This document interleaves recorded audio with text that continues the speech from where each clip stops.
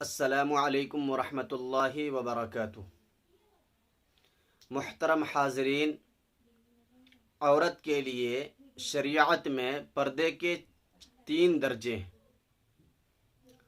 وہ مسلمان عورت جو آزاد ہو، بالغ ہو یا بالغ ہونے کے قریب ہو، جوان ہو یا بوڑھی ہو، بشرطے کہ باندھی نہ ہو، اس کے لیے شریعت میں پردے کے 3 درجے بیان کیے گئے۔ پردے کا پہلا درجہ یہ ہے کہ عورت کا چہرہ، ہتھیلی اور پاؤں کے علاوہ جسم کا پورا حصہ چھپا رہے۔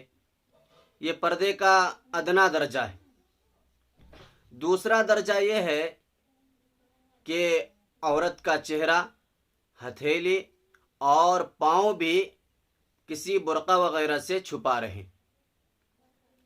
اور پردے کا تیسرا درجہ اور سب سے اعلیٰ درجہ یہ ہے کہ عورت کسی دیوار یا کسی چیز کے پیچھے اس طرح رہے کہ اس کے کپڑے کو بھی کوئی شخص، کوئی اجنبی مرد دیکھنے نہ پائے۔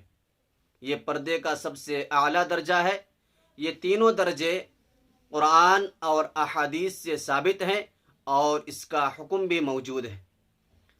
لہذا میں مسلم خواتین سے درخواست کرتا ہوں کہ یہ جو پردے کا تیسرا درجہ ہے، اعلیٰ درجہ ہے، اس اعلیٰ درجے پر عمل کرنے کی کوشش کریں۔